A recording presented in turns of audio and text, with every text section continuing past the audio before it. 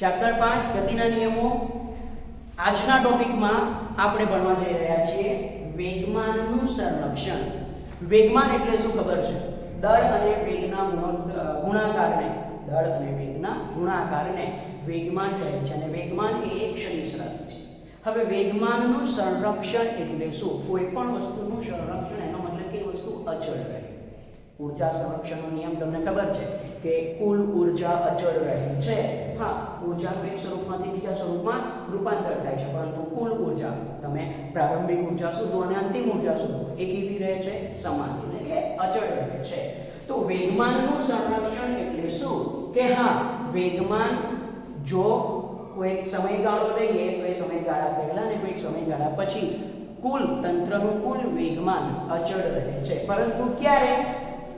આંતરક્રિયા કરતા કણોના અલગ કરેલા તંત્રનું કુલ વેગમાન અચળ રહે છે. અલગ કરેલું તંત્ર એટલે કે જેના પર પરિણામી બાહ્ય બળ શૂન્ય લાગે. અલગ કરેલું તંત્ર એટલે કે પરિણામી બાહ્ય બળ શૂન્ય હોય. ઓકે, તો આવા તંત્રમાં આંતરક્રિયા કરતા કણોના અલગ કરેલા તંત્રનું કુલ વેગમાન અચળ રહે છે. આપણે આ સ્ટેટમેન્ટ હવે પ્રૂવ કરીશું એક ઉદાહરણની મદદથી. જો ઉદાહરણ કોણ છે? એક ઉદાહરણની મદદથી. ઉદાહરણ આપણે લઈએ છીએ રાઇફલ અને બુલેટ. રાઇફલ અને બુલેટ. ઓકે, ચલો રાઇફલ અને બુલેટનું આ એક ઉદાહરણ છે. પ્રારંભિક સ્થિતિ એટલે શું? કે જ્યારે રાઇફલમાંથી બુલેટ છોડી ના હોય, ત્યારે બુલેટ રાઇફલની અંદર જ હશે. દાખલા તરીકે આ છે રાઇફલ અને આ એની અંદર છે આ બુલેટ. તો મને આન્સર આપો, જ્યારે બુલેટ ફાયર ના કરી હોય ત્યારે બુલેટ આગળની દિશામાં જવાની છે? ના, સ્થિર. રાઇફલ પર કોઈ ધક્કો લાગવાનો છે? ના, સ્થિર. માટે બુલેટનો પ્રારંભિક વેગ કેટલો? 0. રાઇફલનો પણ પ્રારંભિક વેગ v બરાબર કેટલો? 0. ખબર પડી? દળ તો બંનેના કંઈક હશે જ. વેગમાન એટલે શું? દળ ગુણ્યા વેગ. જો વેગ 0 તો વેગમાન પણ કેટલું થઈ જશે? 0. તો pv કેટલું થઈ જશે? 0. pv એટલે બુલેટનું પ્રારંભિક વેગમાન. એ જ રીતે pr 0. pr એટલે રાઇફલનું પ્રારંભિક વેગમાન. આ ખબર પડી? પ્રારંભિક સ્થિતિ છે, બંને સ્થિર છે. બંને કેવા છે? રાઇફલ પ્લસ બુલેટ બંને સ્થિર છે. ક્લિયર આ વસ્તુ? ઓકે, તો બુલેટનો વેગ 0, રાઇફલનો વેગ 0. બુલેટનું પ્રારંભિક વેગમાન 0, રાઇફલનું પ્રારંભિક વેગમાન 0. માટે કુલ પ્રારંભિક વેગમાન pi is equal to કુલ પ્રારંભિક વેગમાન pi is equal to it is pv plus pr. કુલ પ્રારંભિક વેગમાન pi is equal to it is pv plus pr is equal to pv કેટલા છે? 0. pr પણ કેટલા છે? 0. તો તમારો જવાબ કેટલો આવશે? 0. ખબર પડી? આ વસ્તુ ક્લિયર? તો ફરીથી પ્રારંભિક સ્થિતિ છે, રાઇફલ અને બુલેટનું તંત્ર લીધું છે. જ્યારે ફાયર ના કરીએ ત્યારે રાઇફલ અને બુલેટ બંને સ્થિર હશે. બંનેના પ્રારંભિક વેગ 0, બંનેના પ્રારંભિક વેગમાન 0 અને કુલ પ્રારંભિક વેગમાન એટલે તંત્ર બુલેટ અને રાઇફલનું બનેલું છે. તો બુલેટ વત્તા રાઇફલનું વેગમાન બરાબર જવાબ શું આવશે? 0. ક્લિયર? હવે જો હું રાઇફલમાંથી બુલેટને ફાયર કરું તો શું થાય? ઓકે, તો શું થાય? એટલે કે અંતિમ સ્થિતિ. દાખલા તરીકે નામ આપું છું આવી અંતિમ સ્થિતિ કે જ્યારે રાઇફલમાંથી બુલેટ એટલે કે ગોળી બુલેટ છોડતા શું થાય? જો તમને સિચ્યુએશન ખબર હોય તો આ રાઇફલ છે, આ બુલેટ છે, બુલેટ અને આ રાઇફલ. હા, બુલેટ આગળની દિશામાં જાય છે. યસ ઓર નો? અને જો વિદ્યાર્થીઓ તમે આ અવલોકન કર્યું હોય તો જ્યારે પણ આવું ફાયરિંગ થાય ને ત્યારે ગોળીઓ આગળની દિશામાં જાય છે, પરંતુ જે રાઇફલ હોય, જે ગન હોય, ઓકે, એના પર પાછળની દિશામાં ધક્કો લાગે છે. શાના લીધે? ન્યૂટનના ગતિના ત્રીજા નિયમ પરથી. તમે જોયું હોય મૂવીઝમાં ઓકે કે જે કોઈ બી ઓફિસરો હોય ને એ એમની જે રાઇફલ છે એ રાઇફલમાંથી જ્યારે શૂટ કરે ને ત્યારે પાછળનો જે ભાગ છે ને એ થોડોક લાંબો પહોળો હોય છે અને એ શોલ્ડર પર રાખે છે, ખભા પર રાખે છે. તો એ ખભા પર રાખવાનું રીઝન શું? ખભા પર રાખવાનું રીઝન શું? કારણ કે જ્યારે એ ફાયર કરે ને ત્યારે જે ગોળી છે, બુલેટ છે એ આગળની દિશામાં જાય, પરંતુ એ રાઇફલ પર પાછળની દિશામાં ધક્કો લાગે. જો પાછળ કોઈ ટેકો ના હોય, સપોર્ટ ના હોય ને તો એ રાઇફલની અલાઇનમેન્ટ બગડી જાય અને એના લીધે જે ટાર્ગેટ પર, જે એમ પર આપણે ગોળી મારવી છે એના પર મારી શકાય નહીં, એના પર મારી શકાય નહીં. એટલે જ્યારે પણ કોઈ વસ્તુ જેમાંથી ફાયર થતું હોય ને એને પાછળની દિશામાં કંઈક ટેકો આપવો પડે, નહીં તો ન્યૂટનના ગતિના ત્રીજા નિયમ મુજબ એ પાછળની દિશામાં ધકેલાય, એ પાછળની દિશામાં ધકેલાય. ક્લિયર આ વસ્તુ? તો જો રાઇફલમાંથી બુલેટ છોડીએ એટલે કે ફાયર કરીએ ત્યારે રાઇફલના લીધે બુલેટ પર બળ F ધારો કે આ દિશામાં લાગે છે, તો આ રાઇફલ પર બુલેટને લીધે લાગતું બળ -F એની કેવી દિશામાં હોય? વિરુદ્ધ દિશામાં. કઈ દિશામાં હશે? વિરુદ્ધ દિશામાં. આ વસ્તુ ખબર પડી? ઓકે કે રાઇફલના લીધે લાગતું બુલેટ પર બળ F આ દિશામાં, તો બુલેટના લીધે રાઇફલ પર લાગતું બળ -F. કેમ -F લખ્યા? વિરુદ્ધ દિશામાં. કેમ -F લખ્યા? વિરુદ્ધ દિશામાં. તો હું ધારું છું, ધારો કે ડેલ્ટા ટી સમયમાં રાઇફલ વડે બુલેટ પર લાગતું બળ F છે, તો માટે ડેલ્ટા ટી સમયમાં બુલેટ વડે રાઇફલ પર લાગતું બળ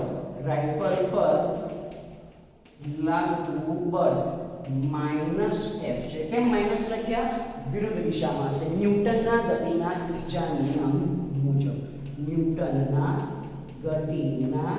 ત્રીજા નિયમ મુજબ. ક્લિયર આવશે? ખબર પડી? હવે બુલેટ આગળની દિશામાં જાય છે, રાઇફલ પર પાછળની દિશામાં ધક્કો લાગે છે, એનો મતલબ કે શું? હવે એમના વેગમાન 0 થાય? ના થાય. કે અહીંયા હવે બુલેટનું અંતિમ વેગમાન P' 0 નથી. હવે રાઇફલનું અંતિમ વેગમાન P' 0 નથી. કેમ નથી? કારણ કે એ ગતિમાં આવે છે એના લીધે, એમના પર કંઈક બળ લાગે છે એના લીધે. ક્લિયર આવશે? ઓકે તો હા, રાઇફલમાંથી જ્યારે બુલેટ છોડીએ છીએ ત્યારે બુલેટ પર રાઇફલના લીધે આગળની દિશામાં બળ લાગે છે F, જ્યારે રાઇફલ પર વિરુદ્ધ દિશામાં બળ લાગે છે -F.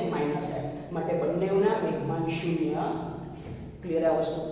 ઓકે હવે બુલેટ પર લાગતો આઘાત એટલે શું? આપણે ગઈકાલના લેક્ચરમાં ભણ્યા, બળ અને જે સમયગાળા માટે બળ લાગે છે એનો ગુણાકાર, એને કહેવાય આઘાત. ચલો બુલેટ પર કેટલું બળ લાગે છે? F. કેટલા સમયગાળા માટે મેં ધાર્યું છે? Delta T. તો બુલેટ પર લાગતો આઘાત F ડેલ્ટા T. અને ગઈકાલે બીજું પણ એક સૂત્ર સાબિત કરેલું કે આઘાત એટલે વેગમાનમાં થતો ફેરફાર, એટલે કે ડેલ્ટા P ઓફ બુલેટના વેગમાનમાં થતો ફેરફાર. વેગમાનમાં થતો ફેરફાર, અંતિમ વેગમાન માઈનસ પ્રારંભિક વેગમાન. બુલેટનું અંતિમ વેગમાન છે P', બુલેટનું પ્રારંભિક વેગમાન છે PB, અને આપણને ખબર છે પ્રારંભિક વેગમાન PB કેટલું છે? 0. તો F delta T is equal to P' minus 0, and therefore P' is equal to F delta T. સમીકરણ નંબર 1 કે બુલેટનું અંતિમ વેગમાન કેટલું થયું? F delta T. બુલેટનું અંતિમ વેગમાન કેટલું થયું? F delta T.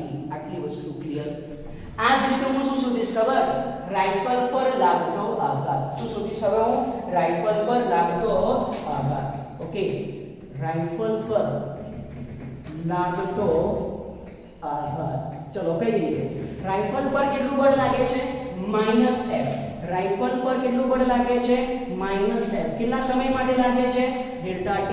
તો રાઇફલ પર લાગતો આઘાત -F delta T is equal to વેગમાનમાં થતો ફેરફાર, રાઇફલના વેગમાનમાં થતો ફેરફાર. ફરીથી વેગમાનમાં થતો ફેરફાર એટલે કે અંતિમ વેગ p' માઈનસ પ્રારંભિક વેગ pr. ખબર પડી આ વસ્તુ? ખબર પડી આ વસ્તુ? તો is equal to it is p' અને પ્રારંભિક વેગમાન તો રાઇફલનું કેટલું છે? 0. તો therefore p' is equal to minus f delta t. સમીકરણ નંબર 2. જો p' એટલે શું? બુલેટનું અંતિમ વેગમાન. p' એટલે શું? રાઇફલનું અંતિમ વેગમાન. તો કુલ અંતિમ વેગમાન, કુલ અંતિમ વેગમાન pf is equal to p' plus p'. ચલો p' કેટલા આયા છે? f delta t અને p' કેટલા છે? minus f delta t. તો જવાબ કેટલો આવશે? 0. તો જવાબ કેટલો આવશે? 0. અહીંયા જુઓ, કુલ પ્રારંભિક વેગમાન કેટલું આવ્યું હતું? 0. કુલ અંતિમ વેગમાન પણ કેટલું આવ્યું? 0. માટે શું લખી શકાય ખબર? માટે કુલ પ્રારંભિક વેગમાન is equal to કુલ અંતિમ વેગમાન. આનો મતલબ કે વેગમાનનું સંરક્ષણ થાય છે. જો પ્રારંભિક વેગમાન 0 હોય તો અંતિમ વેગમાન પણ કેવું આવવું જોઈએ? 0. વિદ્યાર્થીઓ, અહીંયા મેં ઉદાહરણની રીતે લીધું છે કે વેગમાન 0 થાય છે. દર વખતે આવું જરૂરી ના હોય. ઓકે, જો કોઈ સિચ્યુએશન એવી આપેલી હોય કે પ્રારંભિક વેગમાન 500 હોય તો એ કેસમાં અંતિમ વેગમાન પણ કેવું થાય? 500. આ તો મેં ઉદાહરણ એવું લીધું છે કે જેથી પ્રારંભિક અને અંતિમ વેગમાન 0 થાય. ઓકે, એટલે એવી ગેરસમજ ના રાખશો કે દર વખતે પ્રારંભિક અને અંતિમ 0 થાય. દર વખતે પ્રારંભિક અને અંતિમ 0 જ થાય. સમાન હોવા જોઈએ. એ ગમે તે હોય. પ્રારંભિક 100 હોય તો અંતિમ પણ કેવું હોવું જોઈએ? 100. હવે આ વેગમાનનું સંરક્ષણ થયું શાના લીધે એ જોઈએ. જુઓ, અલગ કરેલા તંત્રમાં એટલે કે કુલ બાહ્ય બળ ન લાગતું હોય ત્યારે કણોની દરેક જોડમાં પરસ્પર બળો વ્યક્તિગત કણોના વેગમાનમાં ફેરફાર કરી શકે છે. રાઇફલના લીધે બુલેટ પર f જેટલું બળ, બુલેટના લીધે રાઇફલ પર -f જેટલું બળ. વ્યક્તિગત બળો શું કરે છે? વેગમાનમાં ફેરફાર. પહેલા બંનેના વેગમાન 0 હતા, બંનેના હવે શું વેગમાન 0 છે? ના. માટે આ પરસ્પર લાગતા બળો વેગમાનમાં ફેરફાર કરે છે, પરંતુ આ બળોની દિશા વિરુદ્ધ અને મૂલ્ય સમાન હોવાથી આવા ફેરફારો એકબીજાની અસર નાબૂદ કરે છે અને માટે કુલ વેગમાન અચળ રહે છે. કુલ વેગમાન અચળ રહે છે. તો સ્ટેટમેન્ટ ફરીથી જોઈ લઈએ. અલગ કરેલા તંત્રમાં એટલે કે કુલ બાહ્ય બળ ન લાગતું હોય ત્યારે કણોની દરેક જોડમાં પરસ્પર લાગતા બળો વ્યક્તિગત કણોના વેગમાનમાં ફેરફાર કરી શકે છે, પરંતુ પરસ્પર લાગતા બળો સમાન મૂલ્યના અને વિરુદ્ધ દિશામાં હોવાથી દરેક જોડમાંના વેગમાનનો અસર નાબૂદ થાય છે અને કુલ વેગમાન અપર રહે છે. આ એક ખૂબ જ અગત્યનો કન્સેપ્ટ છે. મિકેનિક્સ એટલે કે યંત્રશાસ્ત્રમાં તમારે અમુક પ્રશ્નોના જવાબ મેળવવા માટે વેગમાન સંરક્ષણનો નિયમ વાપરવો જ પડશે. ઓકે, વેગમાન સંરક્ષણનો નિયમ એટલે ફરીથી કહી દઉં, તમને બે પરિસ્થિતિ આપેલી હશે, પ્રારંભિક સ્થિતિ અને અંતિમ સ્થિતિ. તમારે શું કરવાનું? પ્રારંભિક સ્થિતિમાં કુલ વેગમાન શોધવાનું, અંતિમ સ્થિતિમાં કુલ વેગમાન શોધવાનું અને બંનેની વચ્ચે મૂકી દેવાના ઇઝ ઇક્વલ ટુ. ખબર પડી? આ તો આવું મેથડ છે. પ્રારંભિક વેગમાન ઇઝ ઇક્વલ ટુ અંતિમ વેગમાન એટલે કે વેગમાનનું સંરક્ષણ થાય છે. Clear about this? આગળનો ટોપિક છે કણનું સંતુલન. સંતુલન એટલે શું? જુઓ, યંત્રશાસ્ત્ર હોય, થર્મોડાયનેમિક્સ હોય, જેમ જેમ વિદ્યુતશાસ્ત્ર હોય, જેમ જેમ કન્સેપ્ટ બદલાતા જાય, ફિનોમિના બદલાતા જાય, ઘટનાઓ બદલાતી જાય, એમાં સંતુલનની વ્યાખ્યા પણ બદલાતી જાય છે. અત્યારે આપણે ભણીએ છીએ મિકેનિક્સ. તો મિકેનિક્સ એટલે કે યંત્રશાસ્ત્રમાં સંતુલન એટલે શું? સી યંત્રશાસ્ત્રમાં સંતુલન એટલે કે એવી સ્થિતિ જ્યારે કણ પર લાગતું પરિણામી બાહ્ય બળ શૂન્ય. કણ પર લાગતું પરિણામી બાહ્ય બળ શૂન્ય. ઓકે, એટલે સિમ્પલ છે. સંતુલન એટલે શું? સંતુલન એટલે કે પરિણામી બળ F બરાબર કેટલું થાય? 0. પરિણામી બળ F બરાબર કેટલું થાય? 0. અને વિદ્યાર્થીઓ તમને ખબર છે ન્યૂટનના ગતિના પ્રથમ નિયમ મુજબ, ન્યૂટનના ગતિના પ્રથમ નિયમ મુજબ જો કોઈ પદાર્થ પર લાગતું પરિણામી બાહ્ય બળ 0 હોય, પરિણામી બાહ્ય બળ 0 હોય, ઓકે, ત્યારે એક જ સ્થિતિ હોઈ શકે, કાં તો પદાર્થ સ્થિર હોય અથવા તો એ નિયમિત ગતિ કરતો હોય ત્યારે. તો માટે ન્યૂટનના ગતિના પ્રથમ નિયમ મુજબ સંતુલન સ્થિતિ એ બે સ્થિતિ દર્શાવાય છે. એક જ્યારે પદાર્થ કેવો હોય? સ્થિર હોય, અથવા તો પદાર્થ નિયમિત ગતિ કરતો હોય, તો આ ખાસ યાદ રાખવાનું છે. સંતુલન એટલે શું? જ્યારે પદાર્થ પર લાગતું પરિણામી બાહ્ય બળ 0 થાય. ન્યૂટનના ગતિના પ્રથમ નિયમ મુજબ સંતુલન સ્થિતિ એટલે કે જ્યારે પરિણામી બાહ્ય બળ 0 બને એ કઈ સ્થિતિ હોય? કાં તો સ્થિર સ્થિતિ હોય અથવા તો નિયમિત ગતિ. ક્લિયર? કારણ કે આ બંને કેસમાં લાગતું પરિણામી બાહ્ય બળ કેટલું હોય છે? 0. હવે હું એક બે ઉદાહરણ લઉં. દાખલા તરીકે ધારો કે કોઈ એક કણ પર બે બળ લાગે છે, અને કણ સંતુલનમાં છે,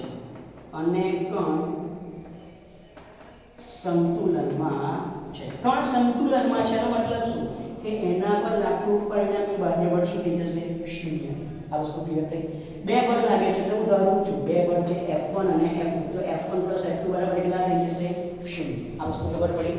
ધારો કે કોઈ કણ પર બે બળ લાગે છે F1 અને F2 અને કણ સંતુલનમાં છે. સંતુલનમાં છે એનો મતલબ કે પરિણામી બાહ્ય બળ 0 થાય, તો F1 + F2 = 0. તો માટે હું એને આ રીતે લખી શકું છું.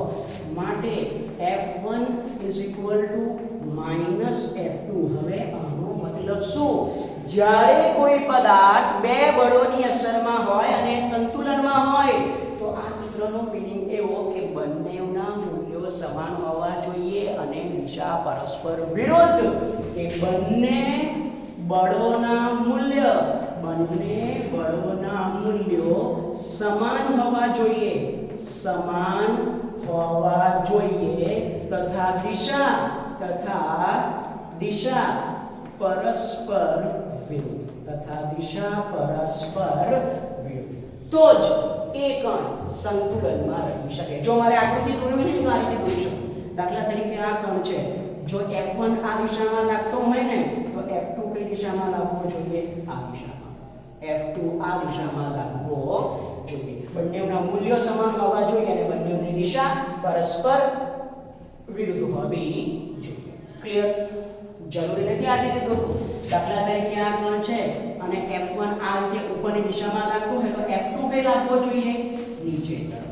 તો જ આ જે કણ છે સંતુલનમાં આવી શકે. ખબર પડી? તો યાદ રાખજો, જ્યારે કોઈ કણ, કોઈ પદાર્થ, કોઈ તંત્ર એના પર બે બળો લાગતા હોય અને સંતુલનમાં હોય તો બંને બળો એકબીજાથી વિરુદ્ધ દિશામાં અને સમાન મૂલ્યના હોવા જોઈએ. વિરુદ્ધ દિશામાં હોવા જોઈએ. ખબર પડી ગયા? ઓકે. બીજો કેસ લઈ આવો કે ધારો કે કોઈ કણ પર 3 બળ લાગે છે. કેટલા બળ લાગે છે? 3 બળ લાગે છે અને તે સંતુલનમાં છે. ફરીથી સંતુલનમાં છે એનો મતલબ શું થશે? ટોટલ પરિણામી બળ 0. 3 બળ લાગે છે એટલે કે F1 + F2 + F3 = 0. માટે જો હું F1 + F2 ને સૂત્રનો ઘટક બનાવું, 3 ઇક્વેશન પોસિબલ થશે. હું અત્યારે એક લખું છું. F1 + F2 - F3. તો ક્વેશ્ચન થાય, સર આમાં આપણે કેવી આકૃતિ દોરી હતી કે F1 અને F2 ના મૂલ્યો સમાન જ હોવા જોઈએ અને દિશા પરસ્પર વિરુદ્ધ જ હોવી જોઈએ. આ રીતે અથવા તો આ રીતે અથવા તો બીજી કોઈ પણ રીતે, બીજી બહુ બધી રીત પોસિબલ થશે. તો આમાં F1, F2 અને F3 કઈ રીતે હોવા જોઈએ? તો આ સૂત્રનો મીનિંગ સમજીએ. જો આ સૂત્રનો મીનિંગ શું?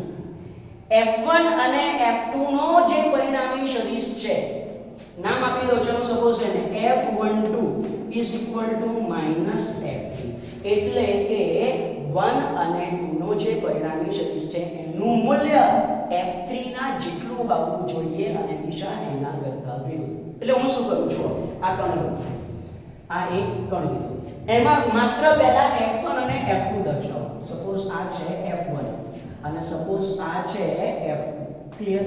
તો ચલો સમાંતર બાજુ ચતુષ્કોણની નિયમનો ઉપયોગ કરીએ. સમાંતર બાજુ ચતુષ્કોણ પૂરો કર્યો તો આ શું થશે, 1 અને 2 નું પરિણામી મીન્સ કે f1. ખબર પડી? હવે આ સૂત્ર જુઓ, f12 -f3. આનો મતલબ શું, ત્રીજો સદિશ કઈ રીતે હોવો જોઈએ, f12 ની વિરુદ્ધ દિશામાં અને એના મૂલ્ય જેટલો. એટલે કે f3 મારે આ રીતે દોરવો પડે. આ થઈ જશે f3. આ શું થઈ જશે, f3. ખબર પડી? તો જો કોઈ કણ પર 3 બળ લાગતા હોય તો એ 3 બળ f1 f2 અને f3 આ રીતે લાગતા હોય તો જ એના પર લાગતું પરિણામી બળ શું થશે, 0. એના પર લાગતું પરિણામી બળ શું થશે, 0. ખબર પડી આ વસ્તુ? તો આ ખાસ ધ્યાન રાખજો કે જ્યારે 2 બળ આપેલા હોય ત્યારે કઈ રીતની સિચ્યુએશન થશે, 3 બળ આપેલા હોય ત્યારે કઈ રીતની સિચ્યુએશન થશે. ક્લિયર? જો આ કણ જે છે એને સ્થિર રાખવો હોય, સંતુલનમાં રાખવો હોય તો એના પર 3 બળો f1 f2 તો f3 આ જ રીતે આ દિશામાં હોવો જોઈએ. તો જ જે પરિણામી બળ છે એ પરિણામી બળ સિગ્મા f0 થશે અને એ સંતુલનમાં કહેવાશે. ક્લિયર આ વસ્તુ? ઓકે. હવે આગળ જઈએ. હજુ પણ બળ એ સદિશ રાશિ છે. સદિશ રાશિ એટલે કે એના ઘટકો પણ હોય. સંતુલન સ્થિતિમાં sigma f is equal to આપણે કેટલા લખીએ છીએ, 0. બળ સદિશ રાશિ છે, એના ઘટકો. જો કોઈ પણ રાશિ 0 હોય એનો મતલબ કે એના ઘટકો પણ શું હોય, 0. તો અહીંયા સિગ્મા f0 એનો મતલબ કે sigma fx is equal to 0 અને sigma fy is equal to 0. હવે આનો મીનિંગ સમજીએ. જો આ કેસમાં કણમાં કેટલા બળ લાગે છે, 3.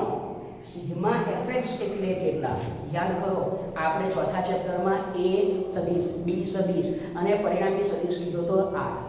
પરિણામી સદિશ લીધો તો r. હા કે ના? તો rx બરાબર શું થતા હતા, ax bx. ry બરાબર શું થતા હતા, ay by.